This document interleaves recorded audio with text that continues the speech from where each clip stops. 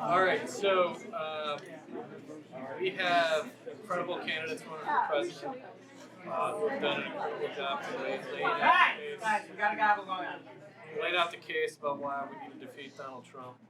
Obviously, I'm running for governor against Donald Trump's biggest fan in New Hampshire, SNHU, who calls himself, quote, a Trump guy through and through, unquote, and has on policy and in action conducted himself in the corner office similar to Donald Trump, and has vetoed a record number of pieces of legislation, 55 vetoes.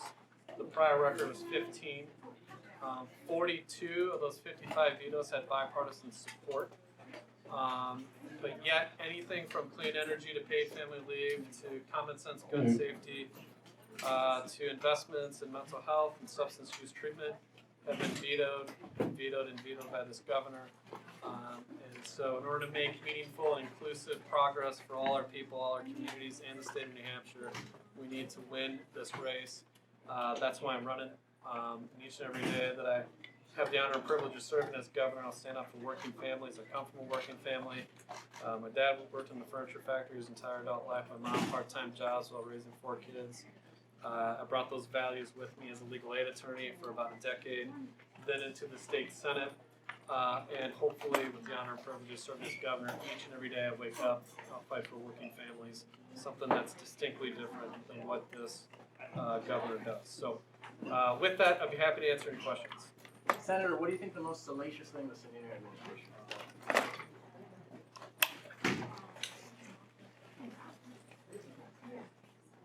You don't know where to start. Look, I think, among other things, auctioning off a copy of the paid family leave veto is a slap in the face to working families of New Hampshire. And then proceeding to auction off the American flag and the New Hampshire flag flown over the State House the same day he vetoed the bill I filed on paid family leave is a slap in the face to veterans who serve in New Hampshire and across the country. So, given the structure of the question, that's how I read it. Senator, after today seeing the energized Democratic, do you have an idea whether you're going to wait it out or choose a candidate that you might be supporting? You've been around with a lot of them, so. I view my role as communicating to all the candidates all the issues that are happening on the ground in New Hampshire. And all of the candidates have done a great job listening to the people of New Hampshire, and many of them incorporating in their plans constructive public policies to deal with a lot of the crises facing New Hampshire, including mental health. We've seen some of the candidates recently lay out a number of mental health plans. And I think we're really fortunate that we have so many capable, strong candidates running for president. And that's part of the function of the current occupant of the White House. But we need to win. And we need to win, re-elect Jean Shaheen. It's critical that we re-elect Jean Shaheen. You have a lot of Trump allies that are running against her. That's not who we are. And we're better than what we're seeing. And I think you see the activism and engagement of so many Democrats and independents. There's a lot of independents and Republicans floating around in that arena too, because they want change, because they know this is not who we are. And they want change all up and down the ballot. Senator, you mentioned the array of presidential candidates running. Some New Hampshire state lawmakers like yourself have been a bit slower to endorse this time around. Why do you think that is? Because there's so many great, my view, so many great candidates. And I think there's so many candidates that are qualified, capable, inspiring, laying out great plans. I think it's difficult for people to decide. And I think that's okay. That's part of democracy. People are engaging in these debates. You see a lot of constructive, like I said, public policies and plans being offered from Senator Warren on mental health recently. We saw with Senator Klobuchar and Mayor Pete. That's really important, dealing with those issues. And I think the candidates are taking New Hampshire very seriously. They're listening to New Hampshire. And they're building their platforms in part based on those conversations in living rooms all across New Hampshire, and I think that's a great thing. And just to follow up on that, last cycle we saw a number of endorsements for Secretary Hillary Clinton. Some fans of Senator Bernie Sanders were a bit hurt by that. We even saw some jeering and boos at this very convention last cycle. So how is the party rallying around a message of unity, and do you think some of the reason why people might be reluctant to endorse is because of what happened last time? I mean, from my perspective, no. I think from my perspective, people don't want to jump in. Some people are not wanting to jump in because we have, like I said, so many great candidates, and they want to engage with the candidates, and that's okay.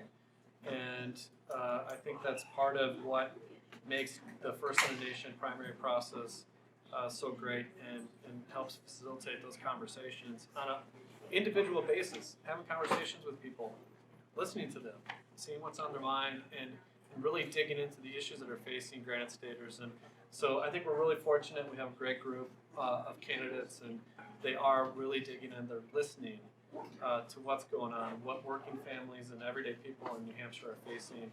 And that's a really good thing, I think, not just for New Hampshire, but for the country as this process unfolds. Senator, the current governor is, his big thing is no new taxes. What will be your policy priorities going forward? So well, let me be clear. I don't support a broad-based income or sales tax, and I veto one if it reaches my desk as governor. But we need to reverse the equation where taxes for big corporations continue to go down, while property taxes with ordinary Granite Staters go up. That's Governor SNHU's mantra. Ordinary people are taking it on the chin, while big corporations are making it hand over fist. So, look, that's the equation we need to rework, and we need to focus on the kinds of policies that really we know, in some cases, we're behind on, including advancing clean energy jobs of tomorrow, including doing paid family leave, so no one has to choose between work and family, or choosing between working and being with someone that they love who may be dying. That's something we need to get done. We need to make sure that we build out our capacity to deal with the mental health and substance use crisis. And what we have under this governor is a doorway program, but nothing once you get through the doorway. We need the capacity. And unfortunately, he vetoed Senate Bill 5, which was emergency funding for mental health and substance use, to stand up and ensure that we maintain the capacity to deal with the behavioral health crisis, in part based on, hey, you know what? That's going to be dealt with in the budget. And then what did he do? He vetoed the budget. So we're hearing from treatment providers on the ground, they're cutting back on treatment services because of Governor Sunundu's budget veto and his veto of Senate Bill 5. And lastly, we built a budget that had the greatest education funding since Governor Jean Shaheen in over 2 decades. We completed in this budget process something Jean Shaheen started, which is the March on Full-Day Kindergarten. This budget, for the first time in New Hampshire history, treats kindergarten as the same as any other grade in terms of its funding. And this governor opposes that. He vetoed the budget. So we have to continue on this pathway where we expand opportunity for everyone, not just those at the top.